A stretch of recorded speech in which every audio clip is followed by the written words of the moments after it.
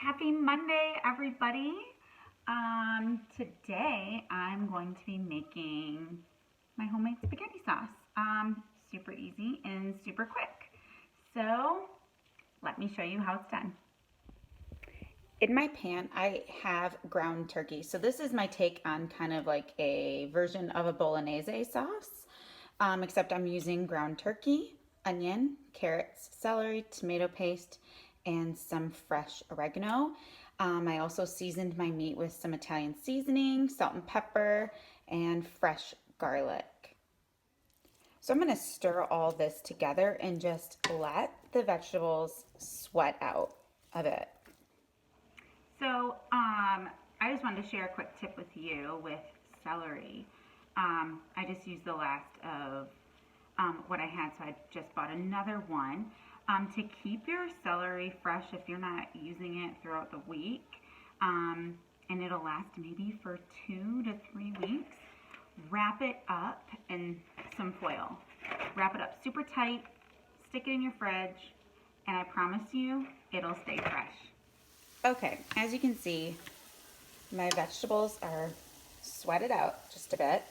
I'm just gonna take some red wine, just turn of the pan, and I'm gonna let that just, it's gonna soak in all that yummy red fruits of the wine, just until the alcohol is cooked out. Okay, so my sauce is starting to look really rich and beautiful. And so now I'm going to just add in a can of diced tomatoes. You can use fire roasted, that'll kind of give it a little bit of a smoky flavor. I'm just using regular diced because I'm using fresh herbs and a little bit of dried Italian seasoning and some, what ounce is this? This is a 28 ounce of crushed tomatoes. And so I'm going to let that stir in, and then I'm going to grate in some more garlic because I love garlic. Everything is better with it. So I'm going to just stir all of this together. And I cut up some fresh basil. Just if you roll it and then slice it, it just comes out to be like these really pretty ribbons. And I'm going to let that just sit in my sauce, and that is going to just blend and marinate all together for about 30 minutes. Okay, so I just want to show you all this yumminess, what's happening. I have the lid on it, but it's almost like, you know, you're not supposed to wake a sleeping baby. You're really not supposed to like take the lid off while it's marinating because you want to mess up the process, but I want you to just see all this goodness. So ready for that steam. Oh, you see that? Those bubbles. It is just marrying so beautifully. So I'm really happy with that. So I'm just preparing a salad, side salad. I just have some spring mix that I'm going to put together. My kids love salad, so we eat a lot of salad, probably almost nightly. And so I just cut up some cucumbers and just a tomato, and I'll probably just have that. I'll probably throw some cheese on there because I love cheese. And I also, just from my Italian local market, get the store-bought grated Parmesan for your spaghetti, for your salad, whatever. It's just easy. Or buy it on the rind and grate it out. So that'll be what I'm serving on the side today. And also, since I'm gluten-free, I have these chickpea penne noodles. Usually I'll just have like whatever spaghetti noodle that I can find that's gluten-free. But I really love this, and it's from Aldi. It's cheap, it's good, full of protein. Hey, whatever you can do to just save a little bit. And I love this one. I'll still serve regular noodles for my kids because they're kids and that's what they like. Austin, do you want to say hi to everybody? Hi. What are you doing? Setting up the table. Like a good boy? Yep. So, what's your favorite part? What is your favorite thing about Mom's spaghetti?